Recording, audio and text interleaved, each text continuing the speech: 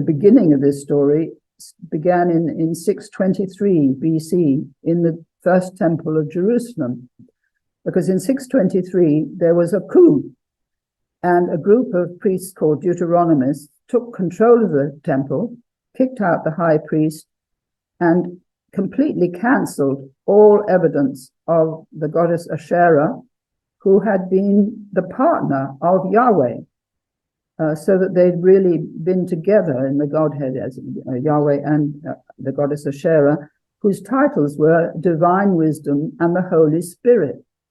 So that's where the word Holy Spirit comes from originally.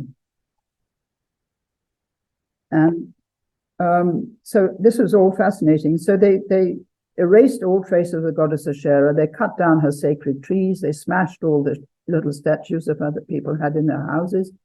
And they got rid of her statue from the temple, and also the statue of the great bronze serpent who represented her power to regenerate life.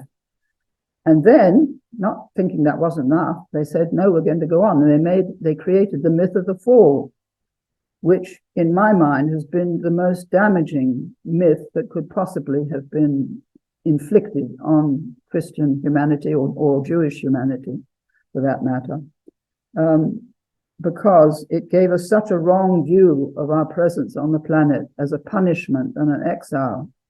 And it diminished the goddess, because the former title of the goddess, Mother of All Living, they bestowed on Eve. So that title then was lost from the divine realm and entered the human realm, where it couldn't possibly have had the same meaning, Mother of All Living. So they did a hatchet job, really, and also they changed many of the old books of the Old Testament. They changed words and even syllables in words to really demonize the divine feminine or the goddess and turn her into a sort of not a demonic force, but certainly a negative force. And they did this without anybody knowing what they were doing. And it's only...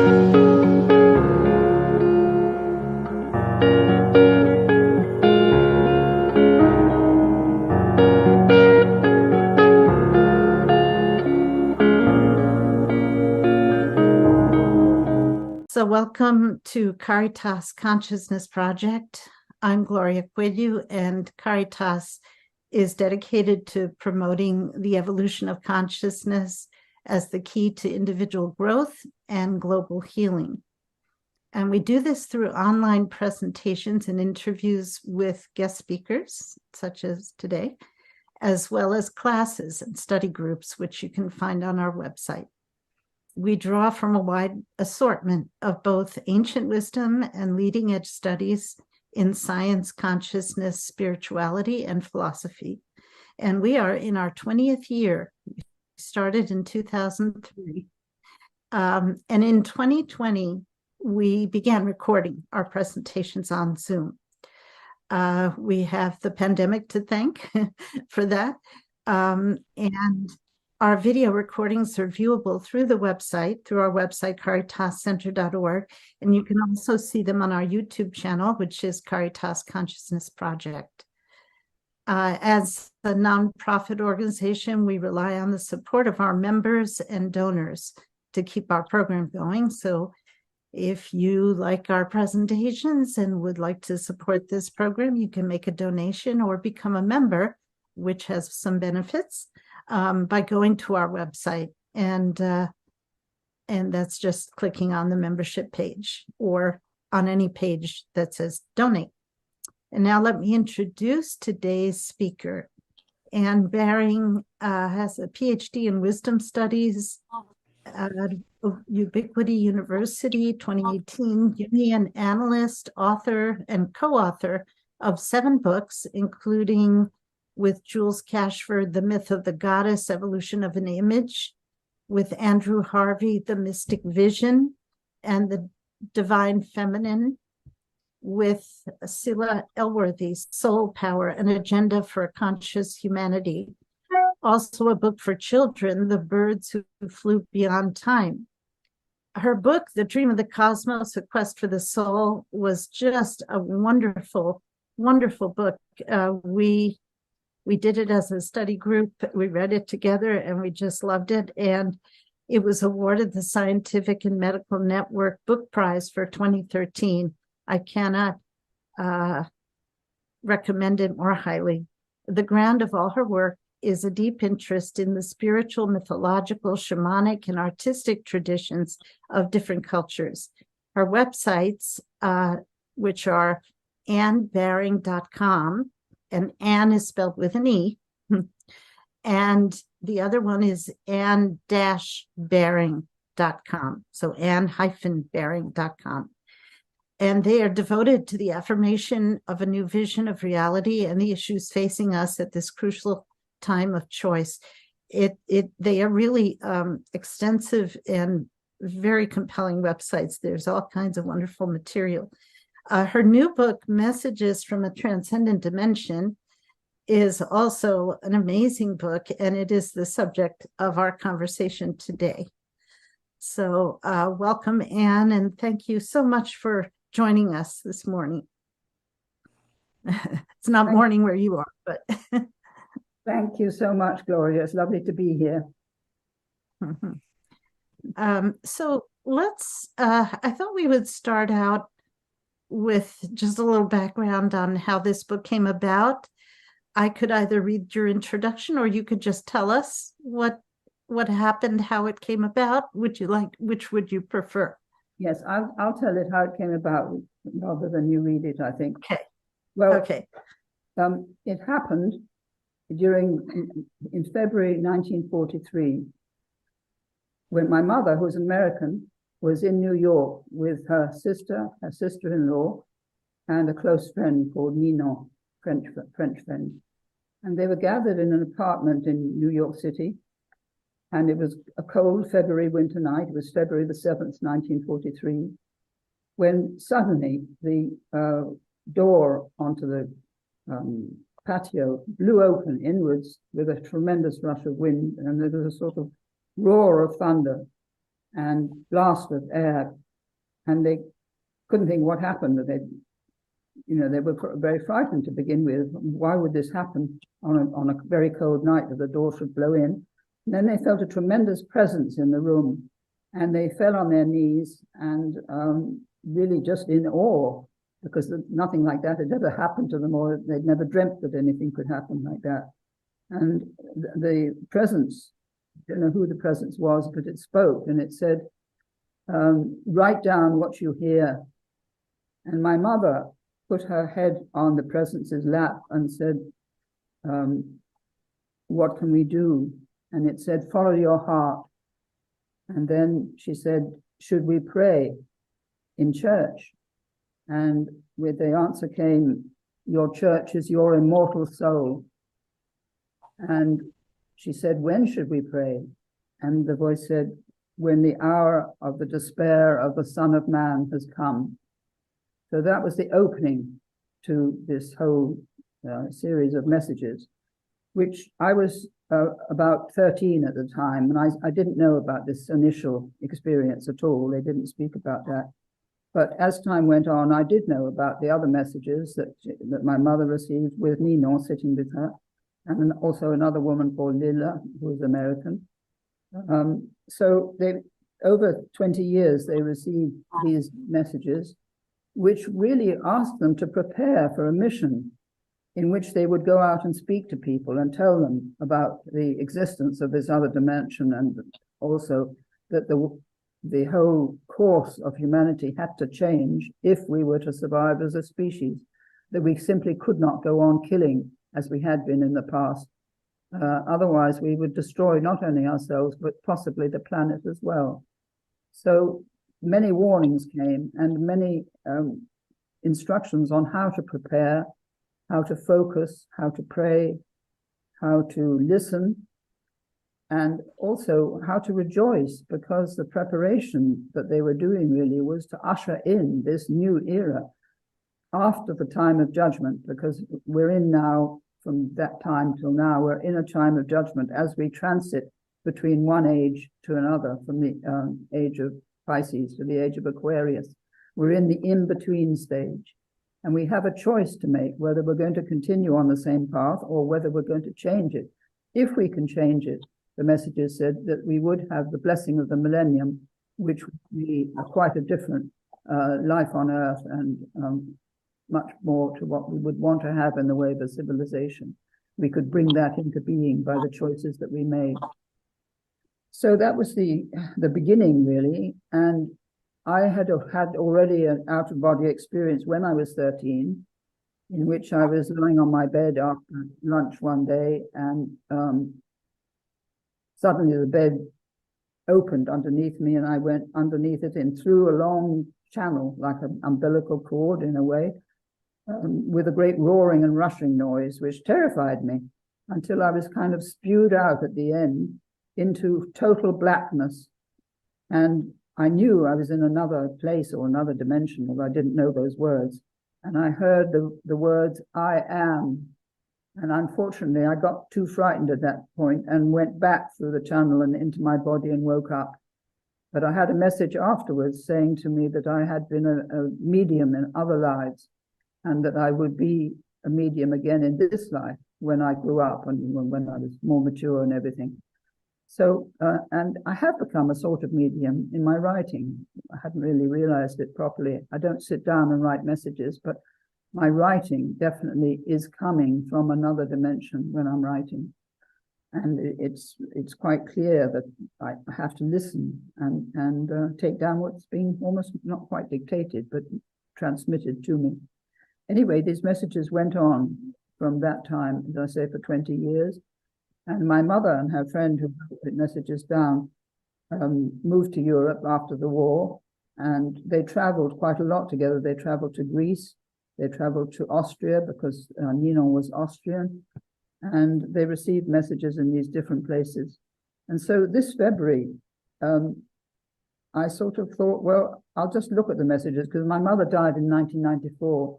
And I inherited all her books of messages because my brother wasn't interested. He never was part of this. And neither was my sister. She was 7 years younger than I was. And also she was ill a lot. So she was right out of the picture, so to speak, of the messages. But I got out the books and read them and thought, well, really, I ought to do something. These mustn't just be left. And with me getting very old, and I might die any minute, I need to do something.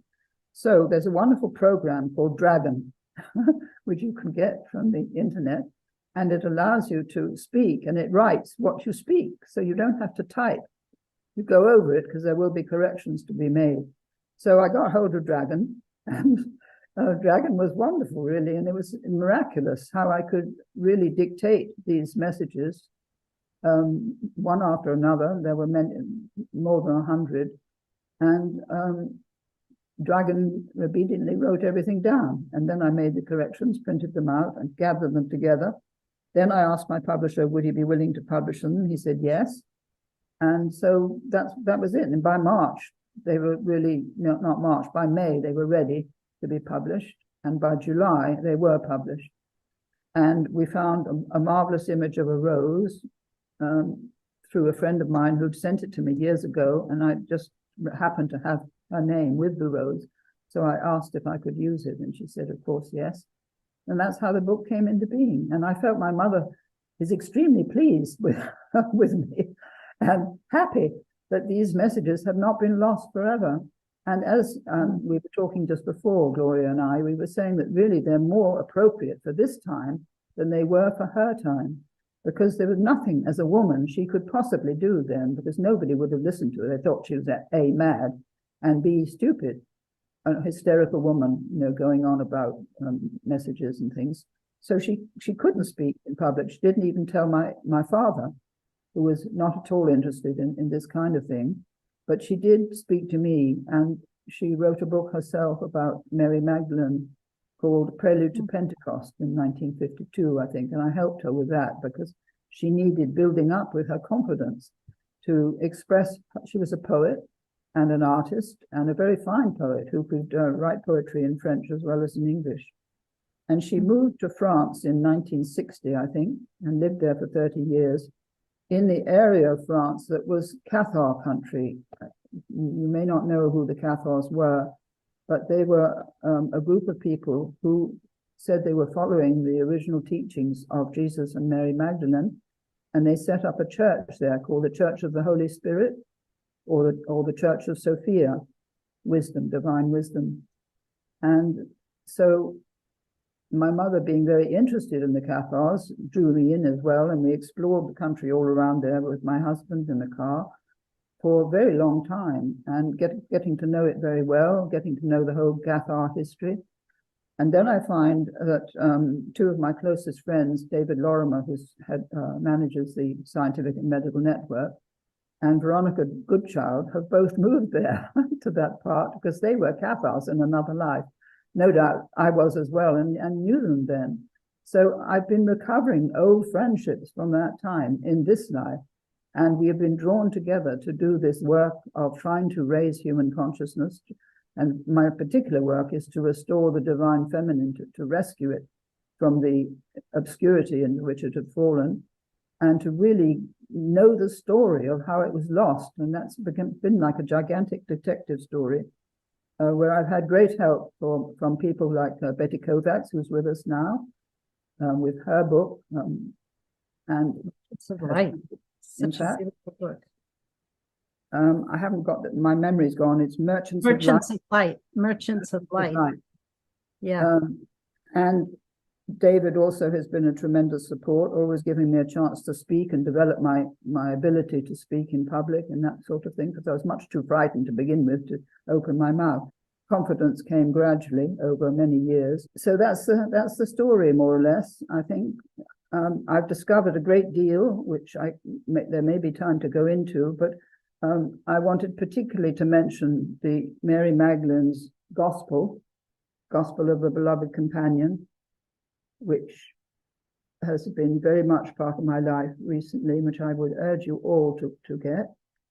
And secondly, the whole unraveling of how the feminine was lost and how the Gospel of Mary Magdalene was copied by the person who wrote the Gospel of John.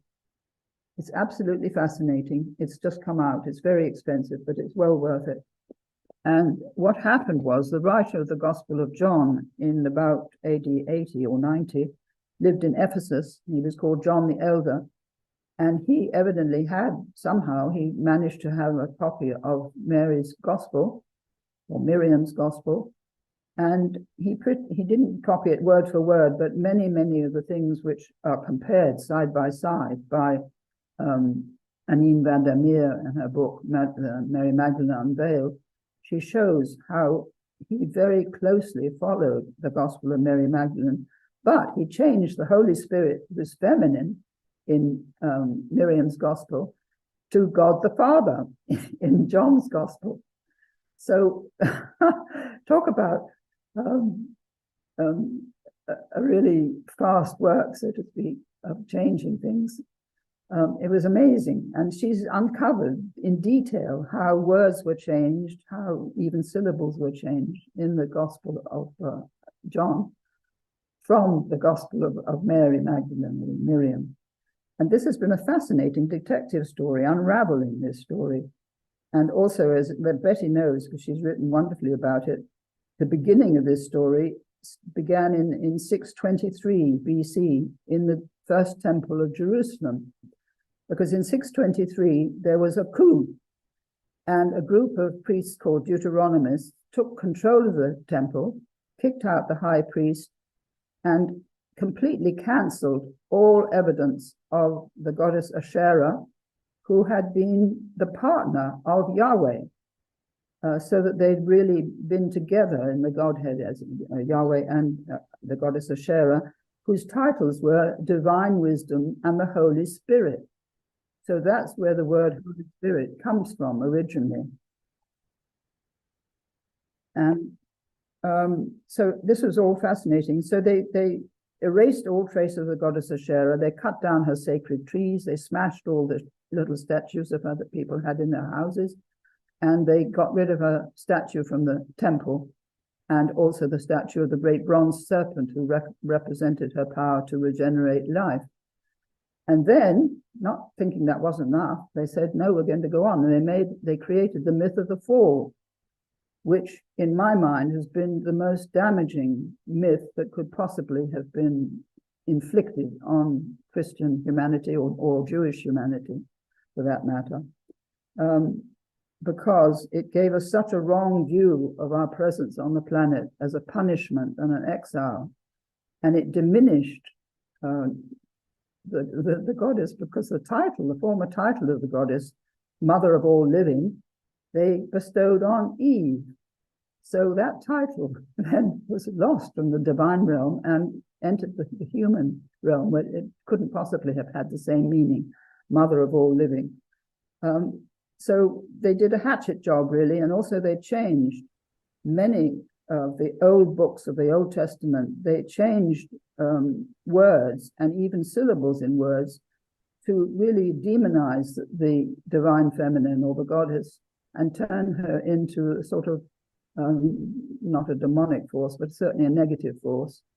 And they did this without anybody knowing what they were doing. And it's only now, there's another marvelous scholar called Dr. Margaret Barker, who has just written a final book, probably, called The Great Lady, in which she details exactly what they did and when they did it. She's an Old Testament scholar, showing exactly which words were distorted or twisted or rewritten, so that the whole image of the goddess was lost. And so that many books of the Bible have been distorted or, redacted. Huh. I thought you might like to know that's the background that I've discovered really since, not since my mother's messages, but since writing The Dream of the Cosmos. Yeah.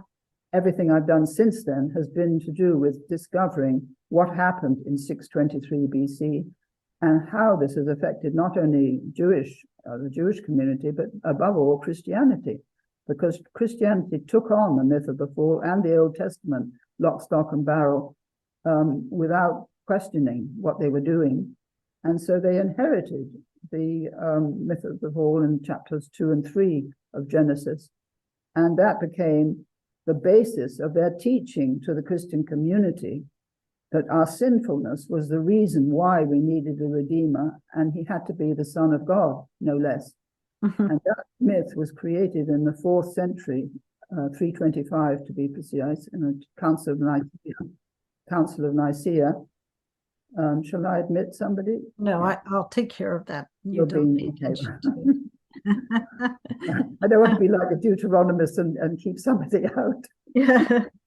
Well, there's also, I think, I don't know if you might have said this, so if I'm repeating what you said, stop me, because I was trying to help someone, that originally Yahweh had a consort, and they created the world together, and then they did away with that, right? That's it. That's what I was saying. Yes. Okay. Sorry. Her name was Asherah. Asherah. She had other names, but her titles were Divine Wisdom and the Holy Spirit. And she was also worshipped as the Tree of Life, giver of the fruit of immortality. And all three of those things went when she went. And so what happened was, with that myth, it really cut the umbilical cord between us and nature, because nature was devalued by the myth of the fall, because God was no longer present within nature like it was in the goddess times. So you can see what an enormous reversal this was for the people living at that time, and how they lost the goddess, they lost the feminine principle, and they lost their respect for nature gradually until we come to our own time. And our own time has got scientific materialism, which is a disastrous philosophy or ideology, which has given us the idea that we're the only living conscious creatures in the universe, and that the universe is dead, insentient, and having no intelligence, no purpose, and no meaning. It just is a mechanical apparition, if you like, in which we are involved. And so the myth of the fall, together with scientific materialism, have really brought us to the point where we are now, where people have no idea that they have souls. They have no idea that we're certainly not the only conscious beings in the universe, but we're surrounded by beings of every kind that we don't know about, because we've had a kind of firewall put up where we've had any attempt to go into those other regions has been ridiculed and diminished by scientific rationalism, or scientism as it's called. So we've got those two big problems that we have to really face and overcome in ourselves, because all this is programming, deep programming, 2,000 years of programming of Christianity, and 200 to 300 years of programming by scientific materialism. Mm-hmm. So we're really in a difficult position now of becoming aware of all this, which I'm trying to spread knowledge of through my talks and my webinars, so that people can understand their history. They don't have to believe what they've been taught to believe. Yeah. Jesus was not the only Son of God. We're all sons and daughters of God. And this is another thing that's been missed, that was part of his teaching. We're all really part of the divinity we've been worshipping for thousands of years. We're all connected to each other, and we're all integral parts of the divine ground, but we don't know it. So somehow I want to sort of spread this knowledge. I'm not the only one. Betty has also been doing it, and other people as well. But it's urgent now, because things are getting in a more difficult. It's as if the birth canal is narrowing, and we have to get through it somehow. And into. Yes, I've been seeing these times as kind of labor pains, Yeah, and it is very acute labor pains, or maybe brief birth, for all we know. Hopefully not a cesarean. I don't think anyone could read this book without being just bemused by how relevant it's. As I was saying to you before we started, it's as if it was written directly for this time, and I think it was. But it's hard to believe it was written back in the 40s, because it is so even more relevant now than it was then. And that's why it's so important that you published it at this time. Yes, I'm very pleased that I felt, inspired to do that. And I really put my heart into it and was able to do it while I'm still compos mentis, before my mind starts to go. Let's hope that doesn't happen anytime soon. Two things that I guess really struck me. One was the appeal to women, and the focus on how it's women who need to step up and have, take the lead, so to speak, in trying to correct the mistakes and promote the evolution that we need.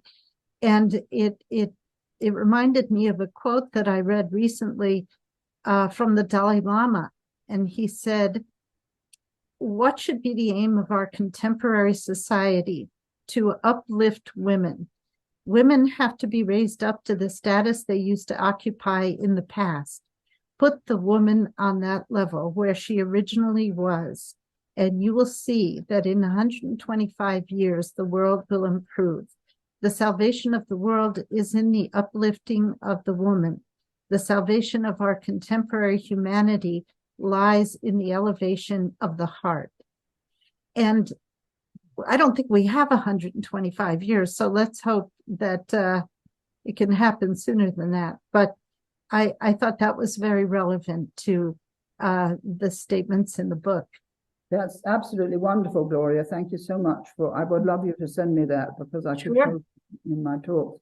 Sure. But he's said again and again that we have to stop fighting each other, the Dalai Lama, that this goes against all the laws of life. And this is what Jesus was talking to when he talked about Caesar and the power principle to entrance people or hypnotize people into thinking that they have to go on fighting and go on creating weapons, etc. And this is one of the major messages of the book, that we have to stop killing each other. Otherwise, it will lead to real disasters. I mean, as if there hadn't been enough disasters, but even greater ones.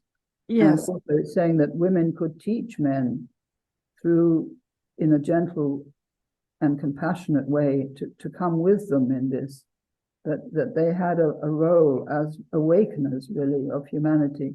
They didn't use that term, that's my term. Mm-hmm. But I think that this was what came through, and they talked a lot about the Holy Mother. Mm-hmm. That was Mary, the Virgin Mary, and her distress at the killing of young men in war, and the whole scenario that killing is okay. This creates enormous pain to the Holy Mother, great pain in her heart. And there's a wonderful passage there where she weeps. I weep. She asks women to come to be in her service just to stop war. So all that is extremely moving, and I think it appeals directly to the heart rather than the mind, where all the emphasis has been on the mind. But we have to move from the head to the heart now if we are to survive, I think. And this is happening in many different ways, but mainly I think women are getting in touch with their own hearts, being aware of how important it is, healing themselves from their past traumas. And they're the traumas not only from this life that they may have experienced or we've experienced, but traumas endured in past lives when we may have been burnt at the stake or tortured by the Inquisition or just simply killed, really, because we spoke up and dared to speak out, possibly as men, not necessarily as women. But all that trauma of being killed in war or seeing people we love killed in war is carried in the collective psyche. And it's something that needs to be really exorcised by prayer and understanding and compassion. And wherever we see suffering in the world, we should be putting our attention on attempting to diminish it or heal it or help it. There are many thousands of ways that we can do that in the course of our lifetimes, many people that we can help, many animals we can help, many parts of the earth we can help, as is happening now. But the danger is that it becomes almost a psychosis. This urge, the climate change thing, has been built up out of proportion, so that the gap left by the absence of religion, by the absence of Christianity, because it's been fading over the last 200 years or so, is filled by any ideology that seems particularly powerful and strong. And then people become almost fanatic in their attempt to get their way, to achieve what they see as the absolutely essential goal. Mm-hmm. And it does become a religion, and one has to beware there of the shadow side of religion, which is the power principle. Yes, what should be, if I think of Ian McGilchrist would say, yeah, what should be coming from the right brain, the left brain takes over and makes it dogmatic, right? That's right. Yeah. I think that is why, I love Andrew Harvey's book, The Hope, because in it he talks about how we need to both meditate and do our inner work.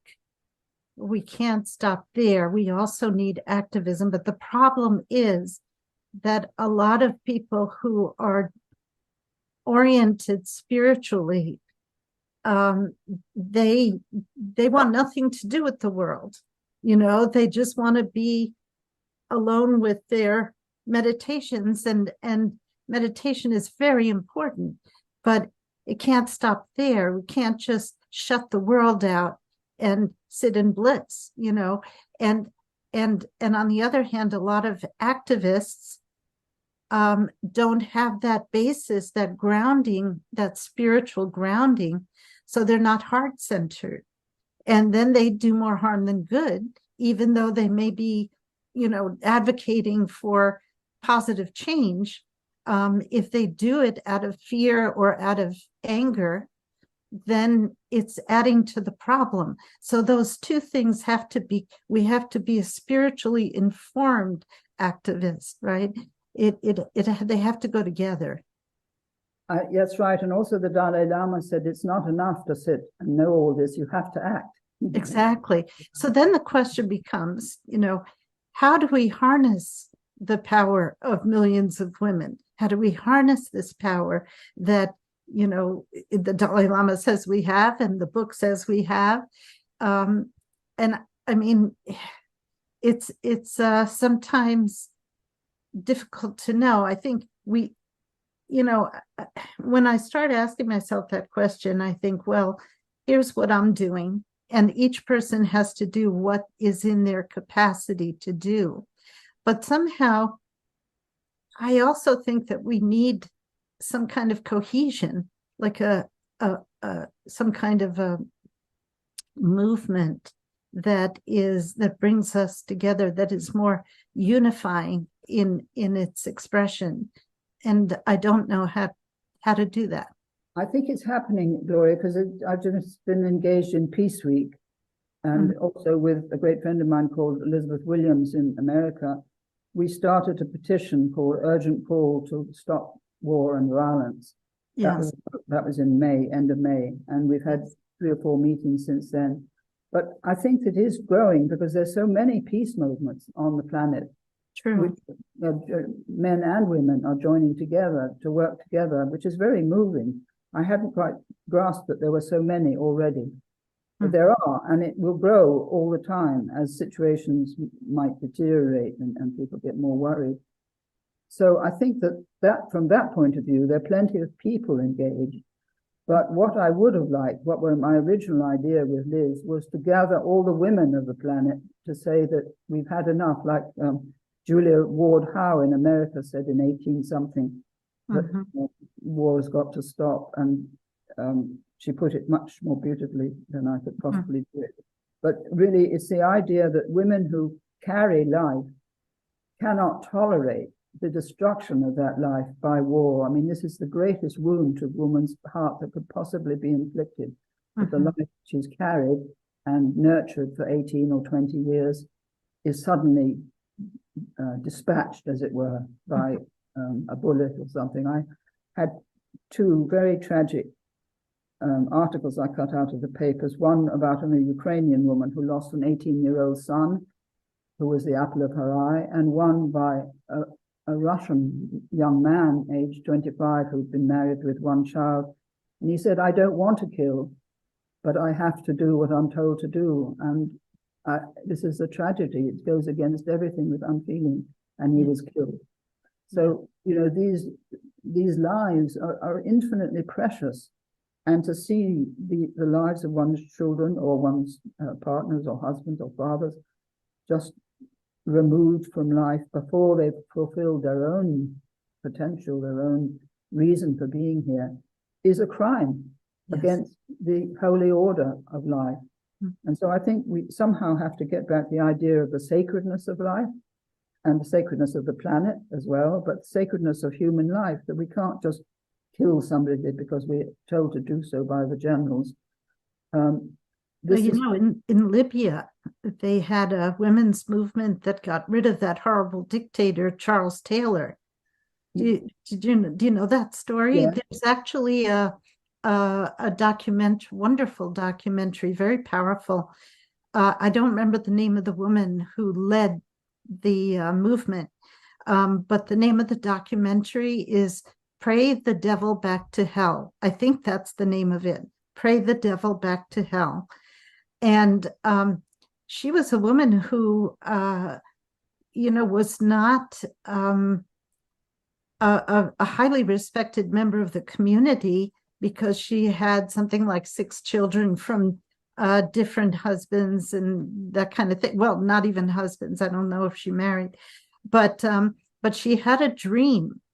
And in her dream, she was told that there needed to be a movement, and it should start with the women at the church. That to go to the church and talk to the women, and that it had to stop because it was just terrible. The two opposing sides would do, each side did as much damage as the other. They would kidnap little boys in every village to train them to be soldiers and kill people, and they would come through the village and they would rape all the women, and it was just terrible. And finally she goes to the church and she says, I had this dream, and this is what we have to do. It has to be a women's movement, and somebody needs to organize this, And even though she was not a church member, she went because she knew that, she felt that she was disparaged in this community. But the women, instead of disparaging her, they said, you must lead us. And so she did. And I mean, it's a whole story, but one of the first things they did was they told all the men no sex until the fighting stops, and at one point, Charles Taylor and the opposition leader were told by the women, you must have peace talks. We insist that you must have peace talks. And so they set up a talk, I think it was in Ghana, someplace neutral. And the women surrounded the building and they wouldn't let them out until they came up with a peace plan, a viable peace plan. Yeah. And it's just a beautiful story. And they got rid of Charles Taylor. The women got rid of him. And then they elected a woman president after that. Lovely story. Was that in the Congo or the Libya? It was. I don't think it was Libya. I think it was. Oh no, not Libya. Liberia, maybe. Liberia. Yeah, Liberia. I'm sorry. Yeah. Well, that's a wonderful story to remember. Yes. I don't know how to get it going all over the world. It seems to be very, very difficult to know how to start it. I know it's. I don't either. I think the internet is probably the key somehow to start something that Pat is putting something in the chat. I don't know. Oh yeah, the documentary. It's the link to the documentary she put in the chat. Oh, play Back to Hell. Okay, thank you very much. And also somebody mentioned Lysistrata, which is what the Greek women did when they wanted to change things. Uh-huh. There was a play written, I can't remember by which Greek playwright, but it said that the women did withhold sex until the men did what they wanted. Yeah. I don't know if we can manage that on a worldwide basis, but something has to happen. And there is generally a diminishment of women. I don't know what happens in America, but in England, what's happening is that everywhere they're replacing the word woman with people. So it's people who give birth, not woman who gives birth. And they're subtly diminishing the role of women by doing that in all kinds of ways. For instance, in the national health system, they're doing this. Really? When women go in to give birth, they're addressed as a person, not as Mrs. or Miss or whatever their names are. It's unbelievable. It's spread through for the last 2 or 3 years, and it's become a fashion or a cult now. It's really a cult, one could call it that. They probably don't want to deal with the gender issues, the transgender, how you don't know what pronoun to use and they use they, and I don't know. That's behind it. The transgender movement is behind this change, but it's very diminishing for women to and also for men to hear this going on. It's ridiculous. It's not quite a psychosis, but it's certainly almost a hypnosis thing. And it's quite worrying because it's changing the culture in England very much. And women are getting more and more upset and angry about it. Interesting. I hadn't heard about that. There's a quote that I wanted to read from the book that kind of addresses, what can I do, right? And it says, I don't have the page number, but I wrote it down. It says, it is not necessary for you to go on the roof and shout your creed at the top of your voice, straining your lungs and injuring your vocal cords. There must be a light in your eyes, a poise in your being, a warmth in your smile that speak more loudly to those who want to hear all the words you have not spoken, but have lived out. That is enough, more than enough, to break down the defenses of those who are only bewildered and who prefer to follow tradition rather than real thought. It will get your message through to those who have a spark in them to be awakened. Go your way, daughters of mine, calm, poised, and serene, and you will be true helpers and not nervous and distressed would-be kind souls who are of service. And then it says, what is important is the willingness to listen to the voice of the guidance within your heart, which tells you which way to go and what to say. Those who are able to listen and accept the guidance of their heart will be given the strength to help their fellow men. That's a wonderful quote. It's one of my favorites. Thank you for bringing that, Gloria. That's lovely. So I think that's what we have to do, and what I have to do with my friend Liz is just trust our hearts and see what the next step is. And quite often the next step will appear. Yes, through guidance. Search of it. We can trust our inner guidance. Yeah. And we will meet the right people, or whatever happens, we'll be encouraged to go the way that we're being inspired to do, whatever it might be. The messages make frequent references to the Grail and a stone, which is also a flower at the foot of a tree. I know you wrote about this also in The Dream of the Cosmos, but would you explain the meaning of the Grail? I don't know if that is something, and is there a connection between the Grail and the stone? I'll just briefly put what was in The Dream of the Cosmos, because I had a great dream of a cosmic woman, and that dream led me to the Shekinah of Kabbalah. It's the divine feminine, the feminine aspect of deity. And she was called the precious stone. That was one of the revelations that I experienced in being drawn to the tradition of Kabbalah, in which I found her names were the precious stone. You have to go back to the book to remember my exact words. But also, the Grail itself in the 12th century was a kind of synonym for the Church of the Holy Spirit. Now, the people who gave the messages may not have known that, but I've known it now because I've just studied the Cathars, and because I know that the Grail was terribly important in the 12th century as a symbol of the spiritual life that had been forgotten. So all the knights of the Grail that had to go out on the quest and do the vigil, as it were, and when they were given the revelation of what the Grail was, this was all part of a great spiritual impetus in the 12th century, of which many of the pilgrimages to the holy sites of Compostela, for instance, were part of that, and Chartres Cathedral was another center. So the Grail was the symbol of the divine feminine. And my mother could not possibly have known that. She was fascinated by the Grail. And even in the book, she put in the beginning, my publisher managed to get a lithograph made of a print made of the lithograph that she had made of the Grail with roses on it. And roses come into the messages a lot.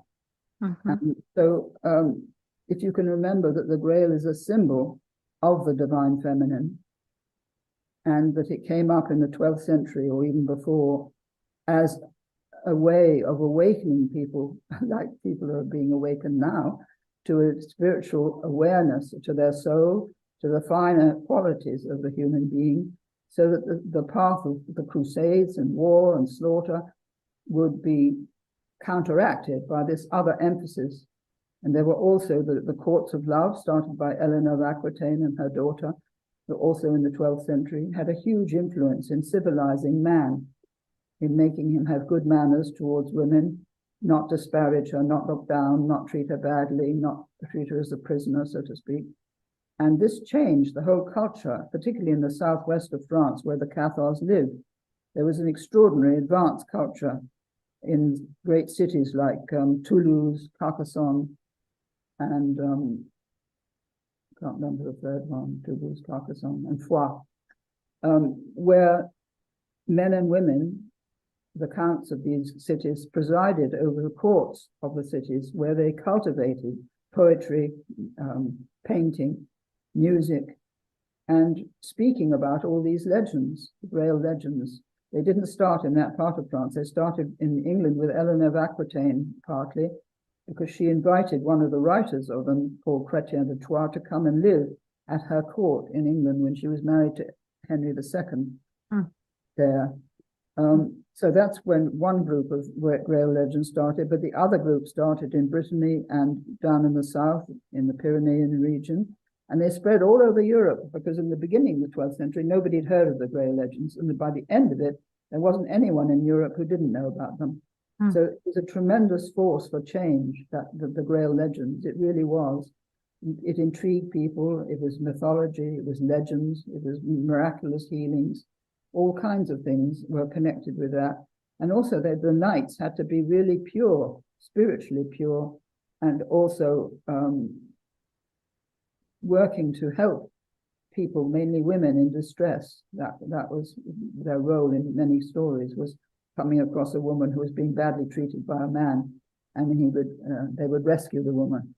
And the whole story of Parsifal, if you've never read it, by Wolfgang von Eschenbach, is absolutely fascinating, because he is it in the area of the Pyrenees where the Cathars were, and he places the castle of the Grail, or Montsalvat, in that whole area of the Pyrenean mountains.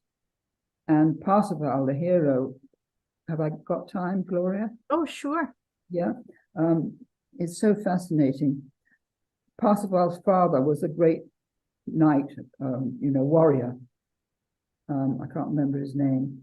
But anyway, he married two women. In the first one, he married a Welsh woman who became the mother of Parsifal, but he also married a black woman in North Africa, and she had a son called Fierfis.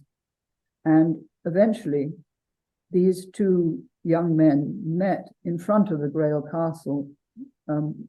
Parsifal had to go through many trials before he was ready to enter the Grail castle.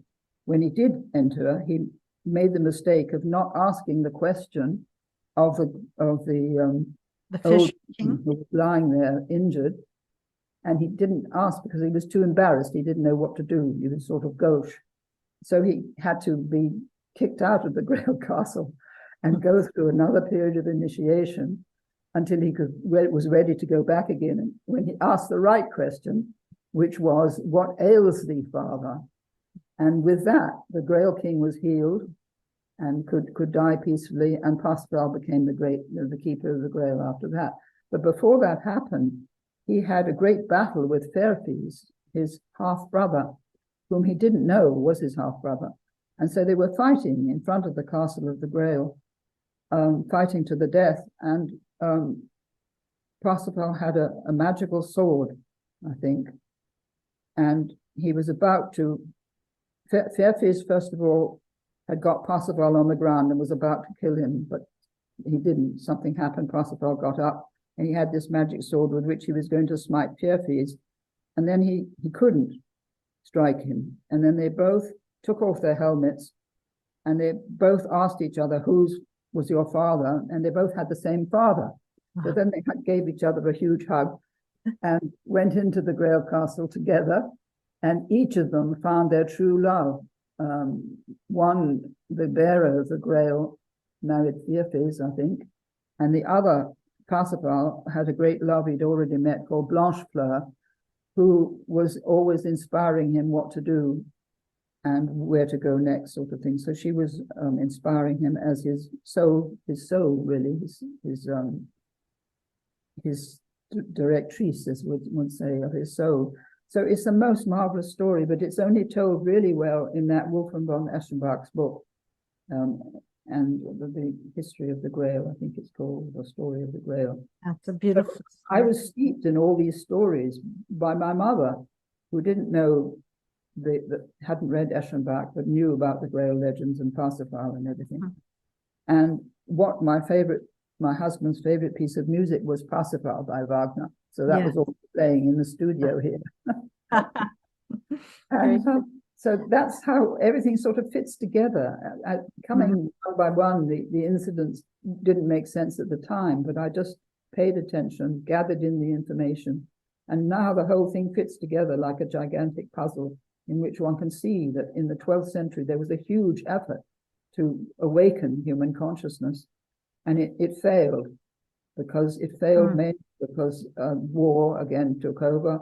The Cathars were wiped out, 1 million people were killed in that area of France. It was a terrible genocide by the Catholic Church, but that's what comes out, except to people who, like me, who go into the history. And you mentioned the Church of the Holy Spirit. What church. It's a Catholic church. Cathar Church. Oh, Cathar Church. That's what I was going to ask you. Cathar Church. Yes. And that was founded in 1167 in one of the towns there down near the Pyrenees. And it spread, the belief system spread all over that area. And the people who carried the teaching were called bons hommes, which means good men, or bonnes femmes, which means good women. And they really looked after the people. They taught them to read and write. They helped them with their problems. They helped them to grow things which they didn't know how to grow. They taught them astronomy and to look at the stars. And they taught them herbalism, how to heal themselves with herbs. So they were really healers, and they were really living the teaching of Jesus and Mary Magdalene, which was to look after the people and to care for their spiritual and their physical needs. And the Cathars, like the Gnostics, did they have, this idea that that Christianity was more of an inner journey than an outer institution? Absolutely. Yes, absolutely. That's why they were persecuted. They were Gnostics. They were Gnostics. In fact. They were Gnostics. The Gnostic tradition, as it were, resurfaced there. It had been strong in the early years of Christianity, but they've been wiped out by 2 emperors in the 4th century, by Constantine and another emperor called Theodosius I, and their books were destroyed, and their meetings were forbidden, and they became heretics. That was the first time one heard the word heretic, was in the reign of Theodosius. So if they were repressed, but somehow that gospel of Mary Magdalene's, which she must have taken with her to France, somehow the Cathars had it, and it was their most precious treasure. At a time when they were forced to surrender from the last castle, or one of the last castles, that book was lowered over the side down a cliff with 4 men carrying it, and they saved it from being discovered by the Inquisition and obviously destroyed. And so it became the most precious treasure of the Cathar community, which exists to this day. And it does exist. That was my next question. Is there still a movement, a Cathar movement? It's a very withdrawn community, and it decided to publish the book in 2010 because it felt that the time was right for bringing it into the public knowledge, so to speak. But they will not allow anybody to see the original manuscript or the 12th century translation of the original manuscript, because they don't want the Catholic Church to get hold of it and destroy it, either of them. So they remain a closed community. But strangely enough, David Lorimer, whom I mentioned before, is living very close to the woman who wrote this book, or translated it, and gave a wonderful commentary on it. So they're all Cathars reincarnated in that part of France. Yeah, and interestingly, it was written in Greek. Yes, it was written in Greek, and it was written, they think, in Alexandria, because they think that Mary Magdalene had to leave Palestine because there was trouble with one of the Herod, the rulers of Palestine, and I think he was assassinated. And the Nazarenes, as the followers of Jesus were called, were accused of being responsible for killing Herod. And I think that at that point, Mary Magdalene and probably her close followers went to Alexandria in Egypt, maybe staying there a few years before they sailed to France, taking with them this manuscript. And she lived there for 20 years teaching in Provence and the Languedoc. And it's very strong in France, this tradition, the secret tradition, and the Black Madonna is connected with it. The Black Madonna signified the secret teaching. Ah, okay. Yeah. Yeah, because the book says, I mean, the messages say, on 3 periods should you concentrate your reading: the early spread of Christianity, the First Crusade, and the time of the Reformation. So those were the times where it sprang up and then was again, yeah. The Reformation could have been a return to the true teaching, but instead of that, both Luther and Calvin got inflated with the power and their own ways and distorted the teaching again. Protestantism was not the true teaching. It was really quite a gloomy religion, Protestantism, with a lot of guilt and sin again because of the myth of the fall. Yeah. The messages emphasize Pentecost. One of the quotes that I wrote was the former Pentecost was a feast of action. The Pentecost of the new age will be one of thought, because thought is action, and action without thought is bread without leaven, like we were saying before about, right? But can you elaborate a little bit about the emphasis? It talks about it many times throughout the book, this idea of Pentecost. Well, Pentecost was the time when the Holy Spirit descended on the disciples, the original Pentecost, and they spoke in tongues. They understood many languages. They obviously had a revelation of cosmic consciousness, I think. Yes, what I was taught in Catholic school was that at Pentecost, it was that the apostles spoke to the crowds of people, and each person understood what they were saying. They were speaking their own language, but each person understood it in their language, which is kind of the opposite of speaking in tongues where you don't understand what the person is saying. Yeah, it is. That's rather a lovely teaching, I think. I hadn't heard that before. Thank you. Oh, that's what we were taught. It was the miracle of Pentecost was that no matter what language the apostle was speaking, the other person would hear it in their own language and understand, which to me has always seemed like the opposite of the idea of speaking in tongues, because when you speak in tongues, supposedly there are people who can translate it or understand it, but most people don't. It's like the opposite, you know?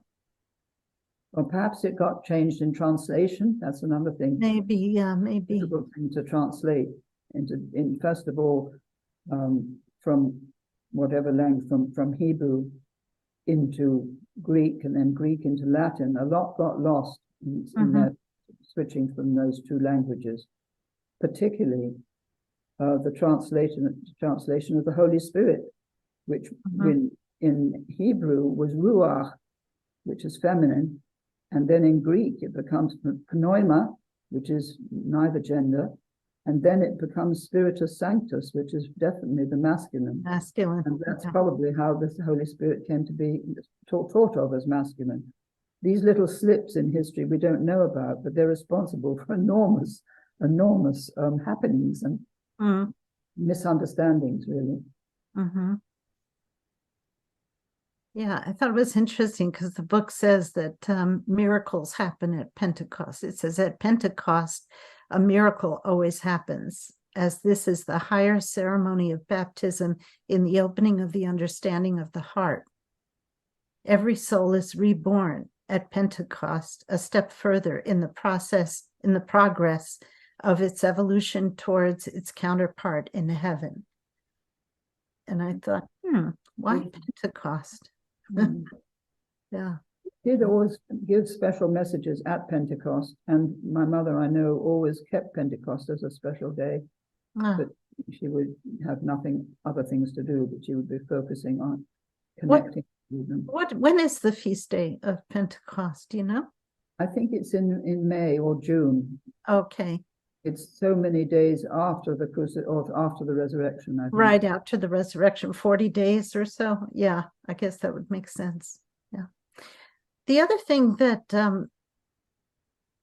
caught my eye was it says in several places, it talks about the atom bomb, splitting the atom, and how when we split the atom, we also split our psyche. And I'm wondering about that. And also, it talks about more devastating weapons than the splitting elements are being worked upon in secret.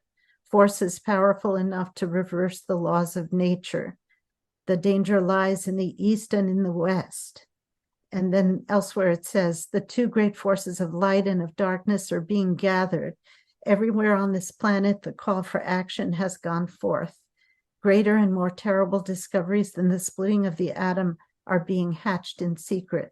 The breaking up of the established churches is but a question of time. It will be partly accomplished by their own inability to satisfy the spiritual needs of man, and partly, and that's a kind of a different topic. But the splitting of the atom is the splitting of the human psyche. Can you elaborate a little bit on that? Yes, I can. I think I can in the light of quantum physics, because we now know that everything is connected. Matter is not separate from spirit. It is spirit, or it is a form of spirit or manifestation of spirit.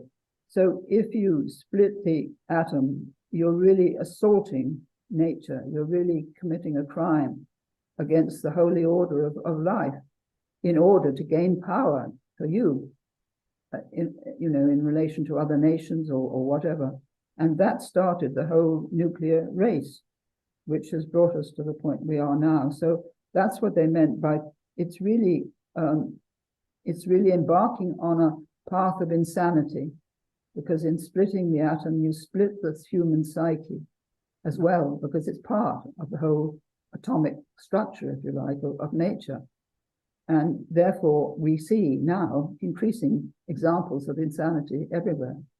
And I think that is what they were talking about, that this is going to lead to a position where people are actually insane. And you can say it's insane for Putin to invaded Ukraine, but it's also insane for America to be helping Ukraine to fight Russia. So you can't say which is the real perpetrator and the real victim, because they're all involved up to their necks, and we don't know the whole true story.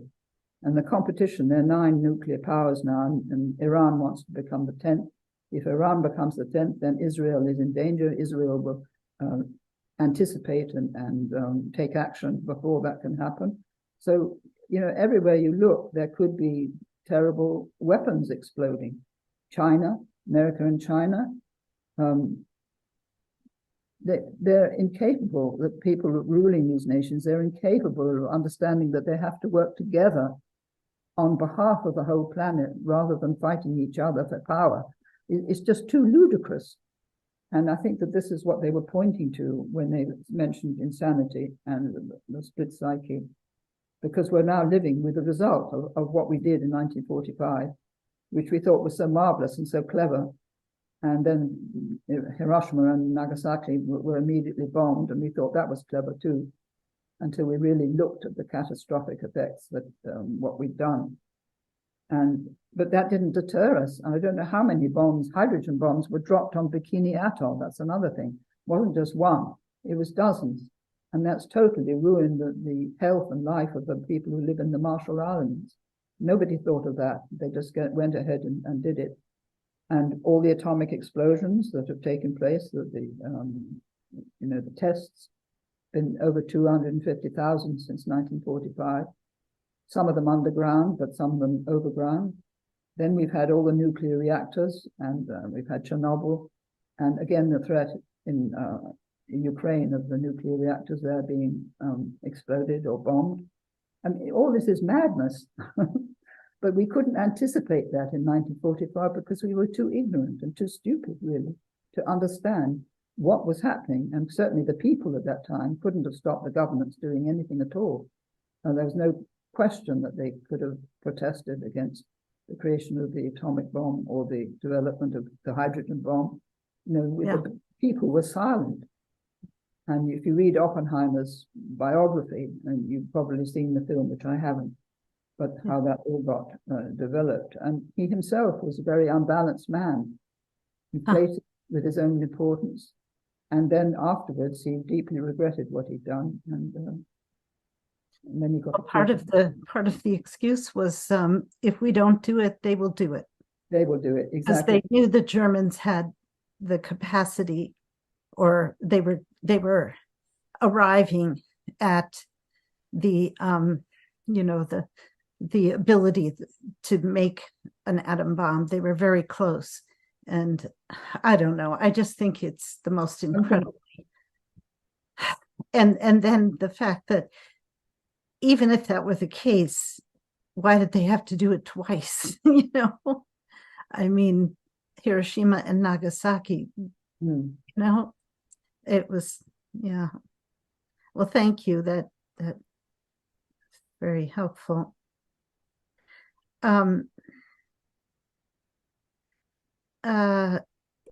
Yes, and it talks about, I loved how it talks about unifying knowledge and intuition, and which to me is kind of like the left and right hemispheres of the brain again. And it talks about the importance of uniting the two, and how there is a danger of collective insanity, and that we must not give in to fear. Right. Yeah, that's so important. That. Yeah. So, I've been following Ian McGilchrist's work quite a bit lately, and it makes so much sense to me. Well, he's done a huge. This is his life work, really, to bring this consciousness. Yes. And there was, for the first time, 2 weeks ago, there was an article in one of the Sunday papers mentioning his work and mentioning the overemphasis on the left hemisphere of the brain. And synchronistically, McGilchrist wrote to David Lorimer saying he had just read a paper in which I'd been mentioned.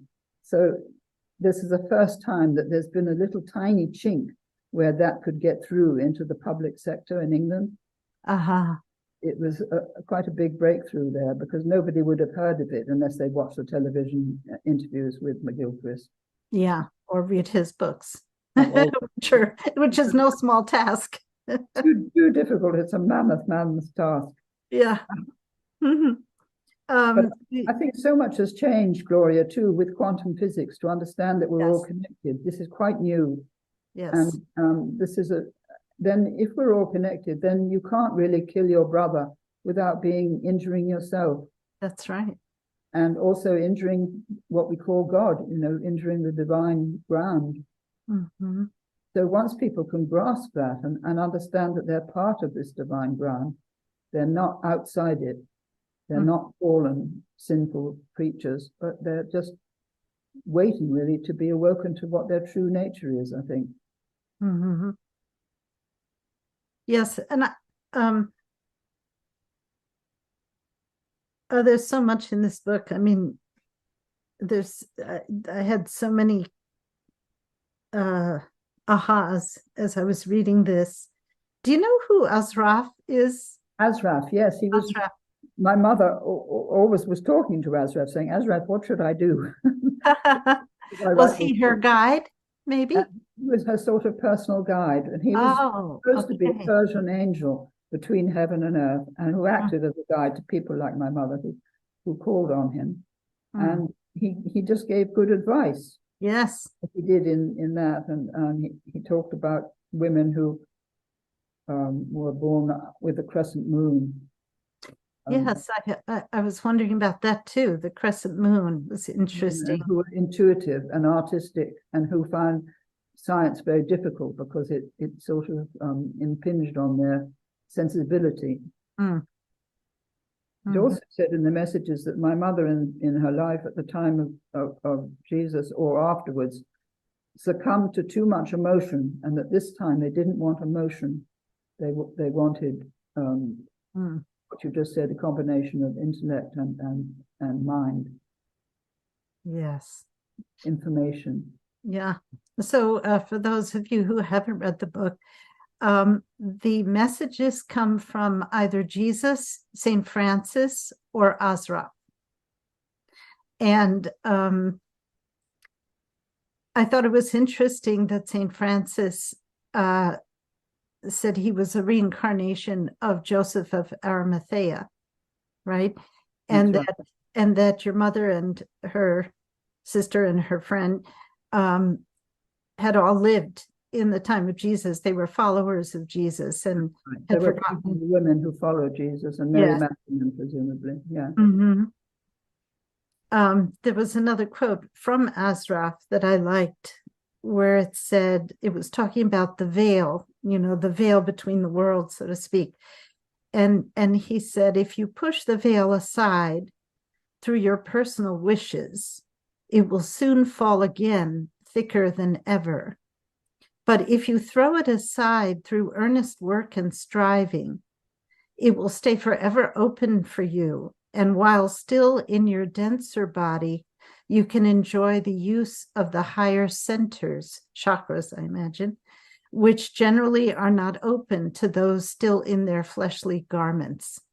I thought that was very cool. In other words, if you push the veil aside through ego, right, through just power, through the desire for power, the desire for power, it will soon fall again, thicker than ever. But if you do it through service and through wanting to serve the higher purpose, then it will stay open for you, and you can, and the higher chakras will also open. I think they were saying that the path should be with love, that your actions should be done with love. Yes. You know that you're guided by love. Yes. And the book ends with those beautiful words, which I put. Love be with you, love be with the world, love be the only eternal blessing. Yes, that's beautiful. There's also a passage that reads, "The cross is no symbol of sorrow, but of the greatest blessing on earth, that of understanding crossed with love." These words made me think of a couple of things.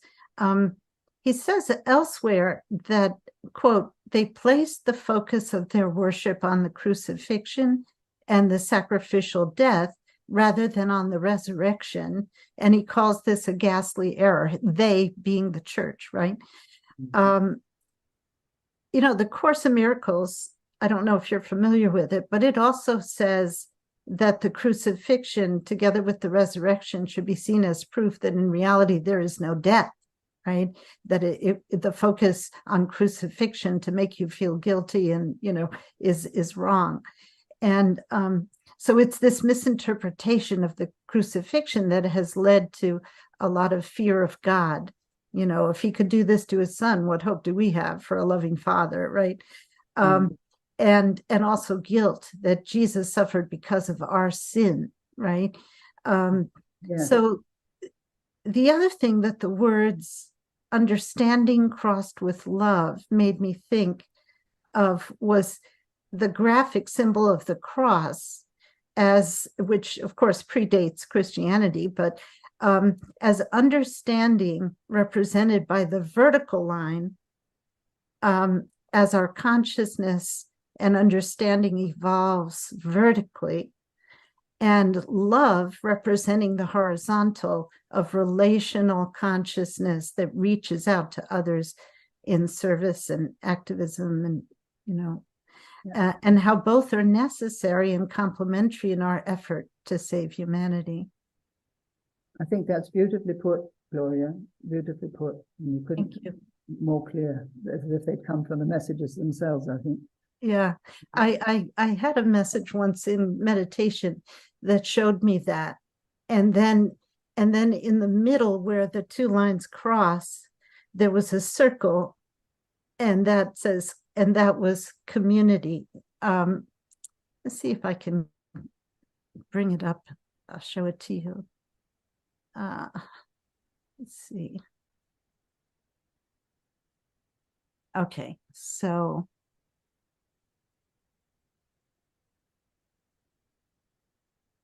I'll just share my screen for 1 second and I'll show you.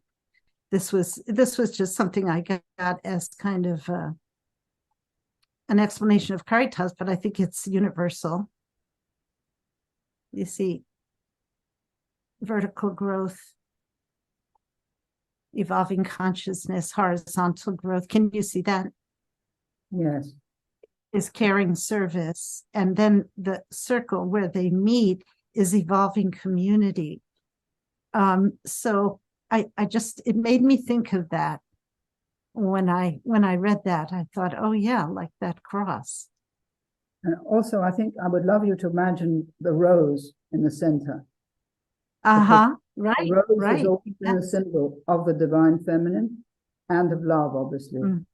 But that's where the Rosicrucian symbol comes from, the rosy cross, the rose of the ways. There's so much really that has been lost that people once knew, but that's beautifully expressed, that very clear. Mm-hmm.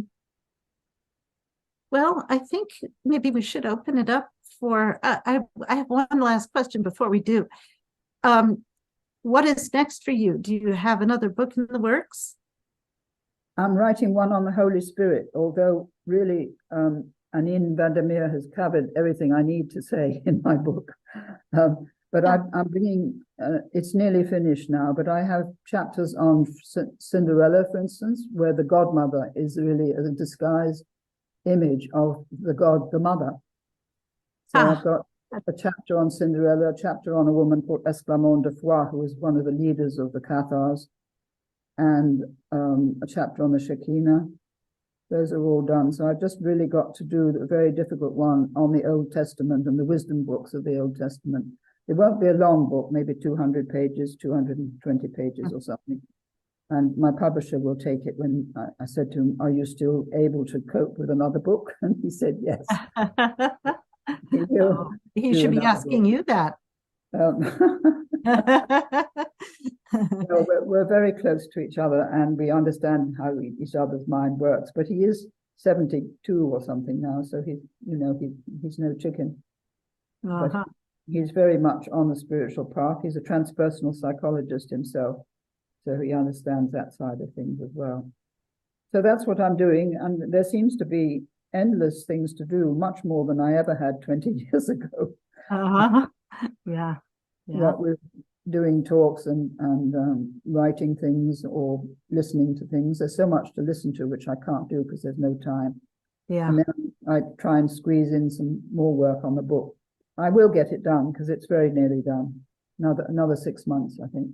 Wonderful. Then maybe we could have another conversation about that one. I don't see any questions in the chat, so let's just open up to whoever would like to have their video on and ask a question, or have their video off and put your question in the chat. So if you can raise your hand, the hand on the screen, which if you see a little button called reactions at the bottom of your screen, and you click on that, you can raise your hand. I think, yeah, it says raise hand. You can raise your hand there.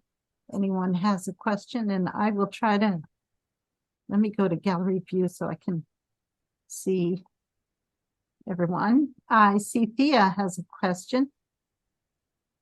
You need to unmute.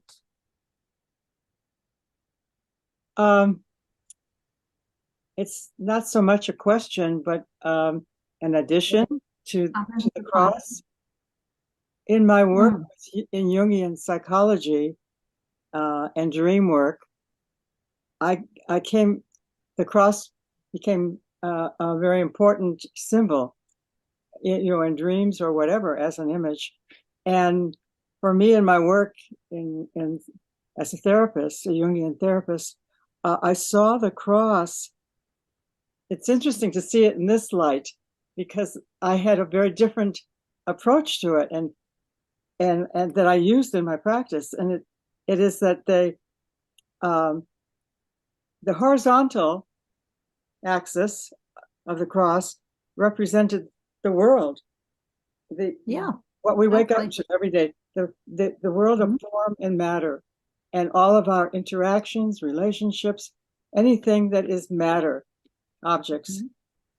And the vertical for me was the spiritual.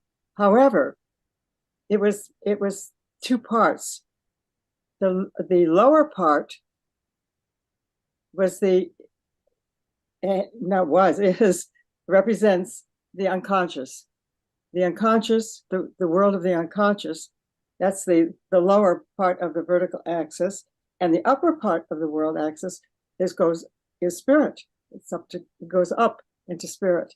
And then there's the circle also came up for me in a dream, because I saw the cross. I saw this image of this cross, and there was a circle, and I was drawn to the circle, and the circle took me into the vastness of the universe or the cosmos. And that was really a very particularly meaningful explanation of the cross and its variation. So I saw it that the horizontal was more the community going out, reaching out into the... Yes, exactly. That's exactly the same as my interpretation was.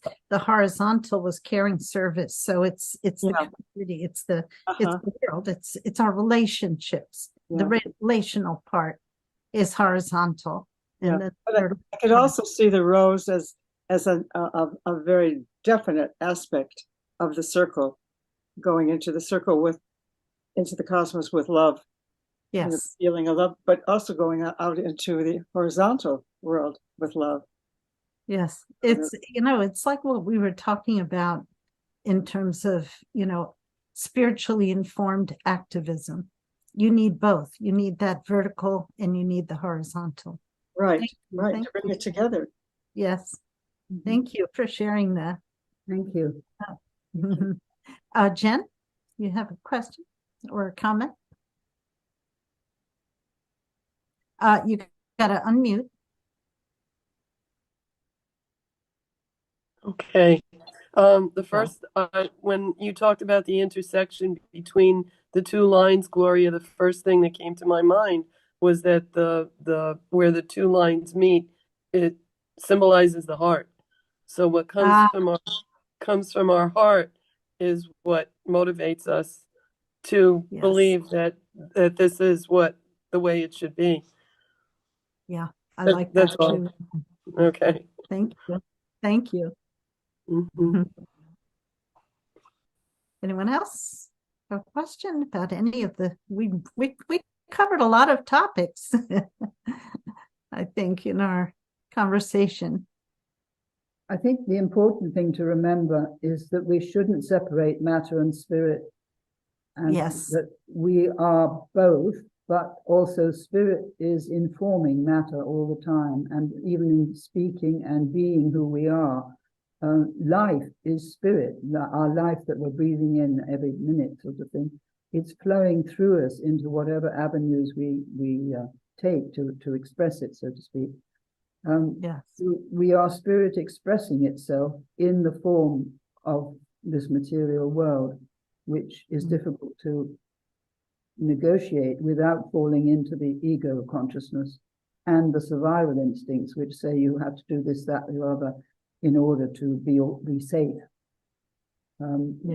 There's quite a sort of big learning curve in how to stay in the present with that understanding and not get sucked into the survival instincts, which are very present at the moment to do with COVID and everything to do with that, because the whole impetus there was fear.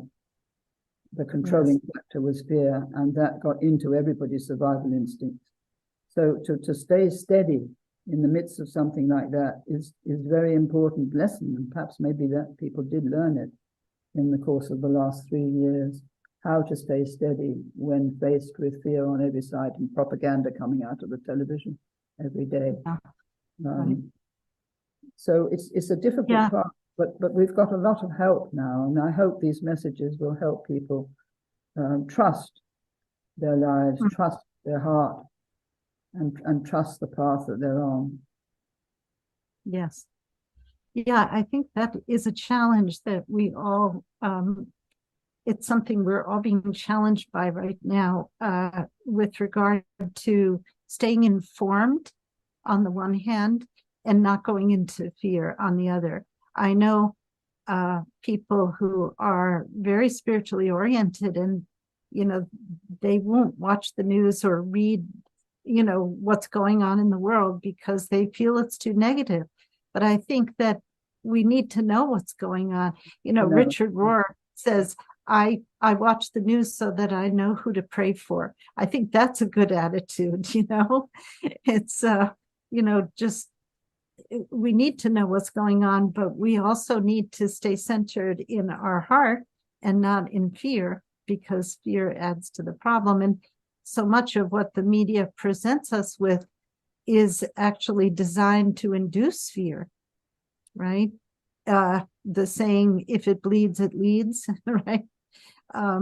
Is really, it's a challenging kind of dilemma to stay centered and also informed.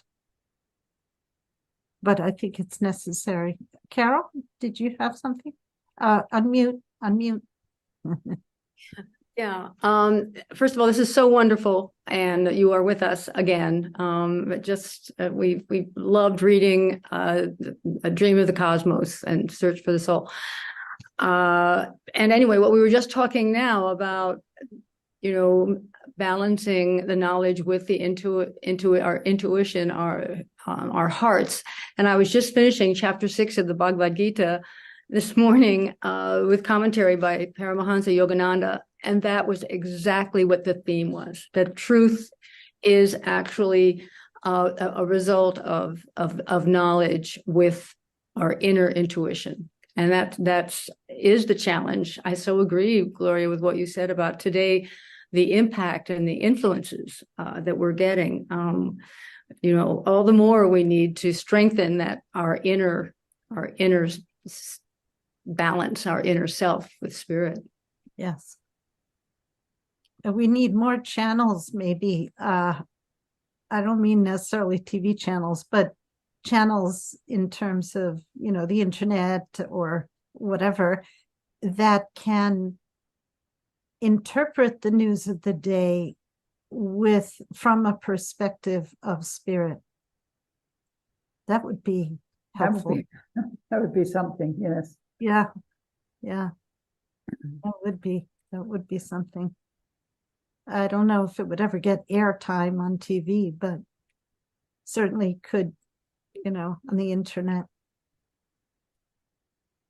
Maybe somebody like McGilchrist presiding and, showing us what could be the different things that might be coming out of whatever they're presenting in the way of news. But yeah, even identifying, okay, is this left brain stuff or is this right brain stuff? Yeah. I mean, even identifying, without necessarily even talking in spiritual terms, but talking in terms of, is this the left? Is this bit of news? Is this person in the news? Coming from the left brain of, just being convinced that they are completely right and everybody else is wrong, or just the things that the left brain represents, search for power. I recently read a book by Steve Taylor, who we had on our program. He wrote a book called Disconnected, and I thought it was very interesting because he talks about how, often I think one of the biggest challenges is that so many of our leaders, our world leaders these days, are autocrats or want to be autocrats. They have this desire for power, and they're trying to do away with democracy.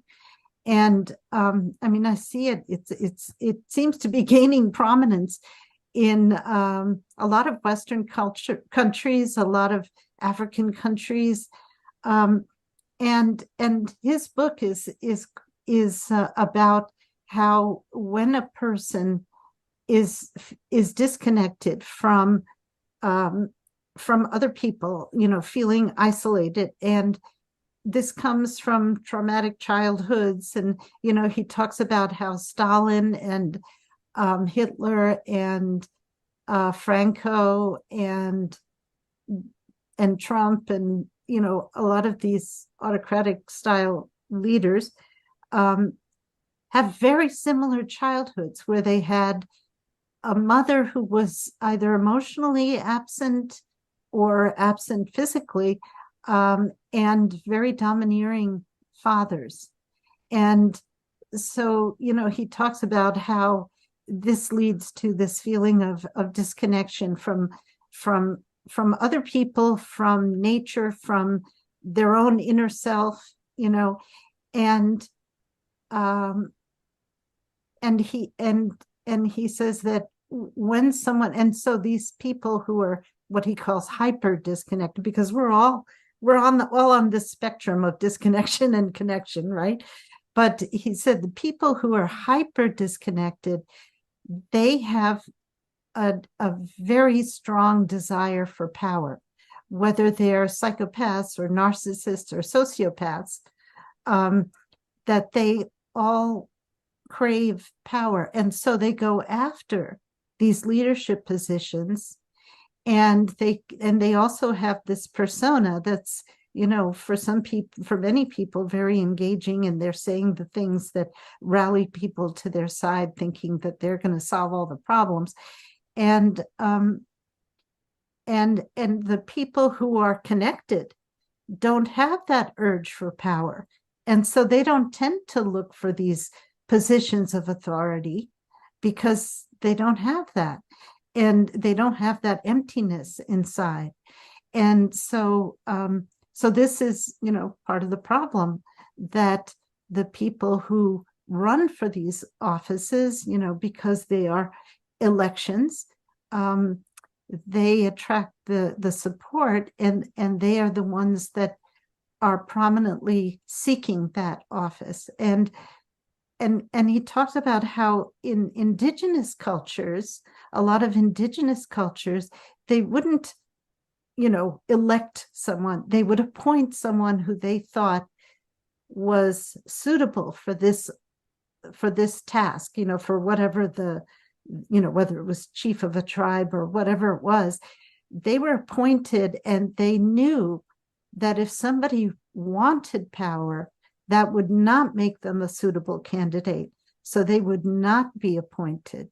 And, it's just such a simple solution in a way. But it's, not something that would happen overnight. But what I thought about was that if we had some system of, just assessing a candidate psychologically before, to make them, to make sure that they are a good, a good candidate in terms of, being psychologically stable and not being on a power trip, that is something we could put in place. I think it would be very difficult, Gloria, because it would be very resisted. It would be resisted. But in Brazil, they told Bolsonaro he cannot run for office again because of the things he did. But we don't have that here. I mean, Trump is running for a second term. I don't want to get political, but it seems like a very logical thing to do. Heather, you have a question. Just unmute. Thank you very much for okay. this. Can you hear me? Yeah. Thank you so much for this opportunity. And Dr. Baring, I enjoyed your work, your alchemical work, working with the great work towards the sacred union. And I think that's what we're talking about here. We're really talking about combining the earth, the cosmos, not a human-centric world, and coming to this understanding. How do we go through this process? It's an alchemical process of transition and transformation. And in reading some of your work, I'd love to just read something that you wrote. And we're talking about sublimatio. And you wrote, Anne Baring describes the stage of sublimatio as being meditation, contemplation, receiving the dew of heaven, active imagination, defined as part of the final phase of transformation in this alchemical process of the greater work. That this is the final stage, the incarnation of earthing of spirit, the union of the feminine and masculine elements of the soul, the impregnation of matter with spirit, recovery of the body as an aspect of spirit, and the union of body, soul, and spirit. And I think this is the great work. This is the great work for us to understand that 14 billion years ago, that all that is part of our genetic makeup. We are not separate from this. And how do we accomplish this transformation that you're talking about? Again, the recognition and the respect of the feminine. Well, we have to go into the body because we're very much in Western culture, a neck up society. So this disconnection is losing that sense of the wild of the cosmos, of nature that's in us and us within that. And so I want to thank you, Anne, because your work has greatly influenced me, and particularly with the alchemical pieces that I had read early on. And I'm here today to say thank you to you. I greatly honor your work. I greatly honor you. And may we all come together in this transformation as an alchemical process of the great work. Thank you. I think the great work puts it in a context where it's much more easy to understand. And the phases of the great work of the Negredo that we're in now can change into the albedo and then finally into the rubedo of cosmic consciousness, or true relationship with the divine ground. I love alchemy because, first of all, it's presided over by Sophia, divine wisdom. So they were holding the feminine principle all through European culture, which the church had denied. And that in itself makes it a very important tradition. Also, the incredible illustrations they did, which are now housed in Amsterdam, in a place called the House of the Three Heads, presided over Joost Ritman, who collected them over his lifetime and has endowed the house with this incredible collection, finest in the world, of alchemical manuscripts. If you ever have a chance to go to Amsterdam and look at them, thank you. Them on display there. So the alchemical great work is really engaging all of us now as we speak and as we've come together today. It's all part of it, part of increasing our understanding, increasing our devotion, increasing our capacity for love, which grows with practice. Definitely, it doesn't just happen. It grows with practice and with incidents or events that open the heart. I remember my heart was opened when I saw the terrible events in Bosnia, when I wrote that poem at the end of The Dream of the Cosmos about it. It literally burst. I could feel it bursting with grief for the suffering. And that was really the beginning of my writing that poem, which just came out of me. So that can trigger the expression of the divinity we are in all sorts of different ways. We just have to trust it and know that our lives are infinitely worthwhile, that we're here for a reason, and we have a purpose in being here.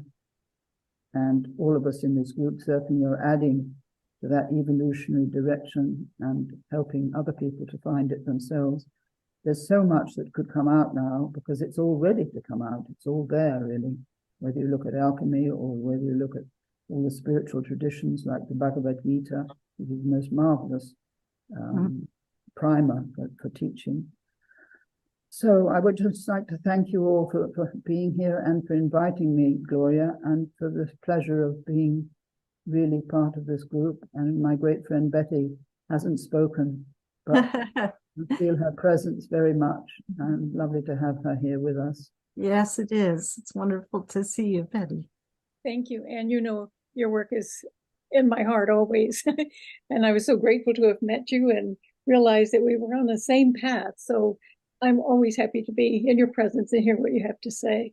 So thank you. Mutual, Betty, as you know. Yes, lovely to have you here and see you. Betty wrote a beautiful book called Merchants of the Light. Right.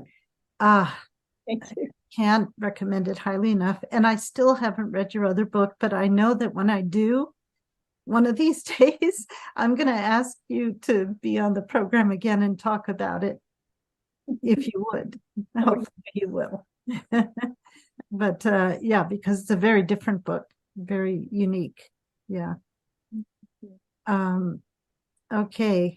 Thea, you want to say one last thing? Unmute.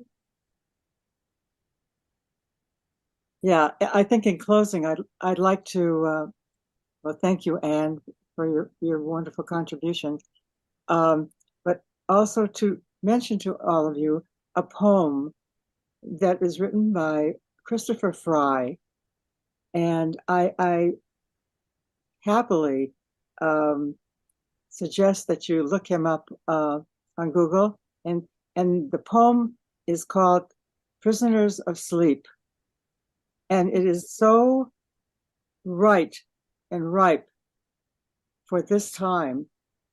It's for, I think, all times of man on the planet, but particularly now, and what we've been addressing in terms of the challenge to meet